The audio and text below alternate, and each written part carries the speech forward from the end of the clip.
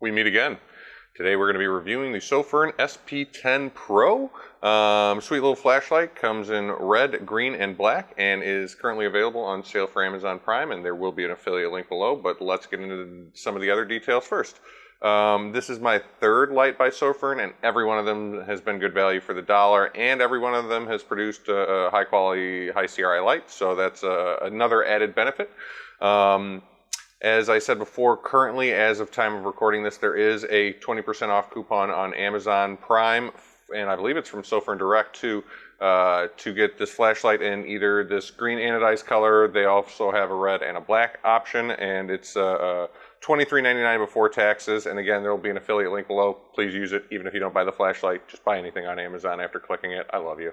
Anyway, this flashlight does kind of do a tail stand. There's some lanyard clips on opposite sides of each other, and if you set it down just right on a perfectly flat surface, it does just fine. If you mess up in the slightest bit, it falls right over and can be a little bit annoying. That's all right though. It does not have a magnetic base, even though the bottom of it lends itself to looking like you could really easily hide a rare earth magnet in there. They didn't. I don't know why. Maybe they're going to sell a $5 tail cap upgrade accessory or something. I don't know. That's what I would do. There is also strobe and lockout functions, and oh boy, is there strobe and lockout functions. There's all sorts of strobe modes. There's like a candlelight mode, a party strobe mode, a biker strobe mode, all sorts of things. I'm going to splash up a infographic right now for the Andril user interface that it has, and this is the version 2, and I'm sorry if I mispronounced that, to the toy maker or whatever the user's name is who makes this, because this UI is ridiculously awesome. If you're looking for just something simple out-of-the-box flashlight to use, the simple UI setup on here is perfectly fine. Right out of the box, you'll love it. And if it doesn't come for some reason in this simple one, I think it's 15 clicks to throw it to factory default. That being said, if you want to have a little fun with your flashlight, I don't know if you took a look at that splash screen for long enough, so I'm going to throw it up again. But the advanced UI, ridiculous the amount of stuff you can do on this. And this may change how I consume flashlights, because this mode kind of makes me want to get a little more in the weeds with what it can do. As I said, you can get it in red, green, or black, and it does come with a Samsung LH351D emitter. It's 90 CRI and touting 5,000 Kelvin as the color temperature. It is 88 millimeters long by 20.5 millimeters diameter at the head. It's about 40 grams without the battery. It has a 1 lumen low mode all the way up to a 900 lumen high mode if you're using the 14500 battery. Again, these are just estimated specs from the manufacturer. Some of the people who've tested it with their at-home kits say it's a little bit lower than that, but at the end of the day, I kind of take all those measurements with a grain of salt. It says it's roughly about 120 meter throw. Again, that's the high mode with the 14500. Same with this 3450 candela rating. It's IP68 water resistant, excuse me, and a 1 meter drop resistant. It's nothing outside of, you know, I wouldn't write home about it. It's a great EDC flashlight. It doesn't look like anything special. It doesn't necessarily feel like anything special. The machining on it isn't anything ridiculously unique, but it gets the job done, and it gets the job done very well. Personally, I'm kind of the Nichia 519B emitter, 4500 Kelvin color temperature is a little bit more my flavor, but this 5000 color temperature on this looks great. It fits in your pocket very well, and the fact that it runs on very commonly found AA's, whether it's nickel metal hydride or alkaline, doesn't matter. But it also runs on the 14500 cells.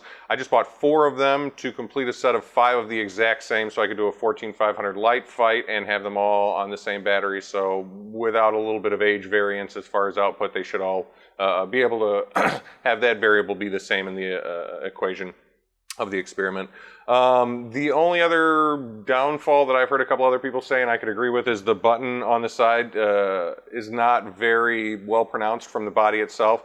So if you were just feeling around for the button in the dark, it wouldn't be the easiest to find it. That being said, there is a flattened region on this side and the opposite side of the button. So though it's not the easiest to find, it also wouldn't be the hardest thing to find. Beam pattern, again, I prefer a bit of a warmer tone, but the light output on this is very lovely. Speaking of which, let's take a look at it. All right, we're about 10 feet away at 1/60th of a second f4 ISO 640 with the SP10 Pro. We're going to do a quick beam shot on the backdrop you're used to seeing. Just want to show off the color temperature and also the user interface. So it's one of these infinite ramps, which is just amazing, all the way to max, and then infinite ramp all the way back down to low.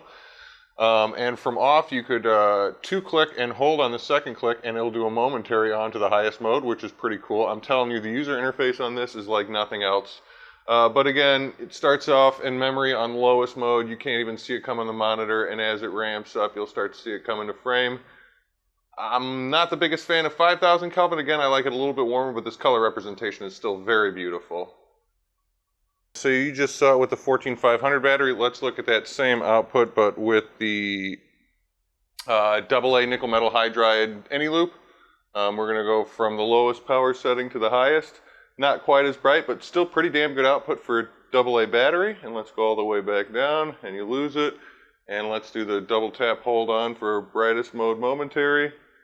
Not bad for a AA.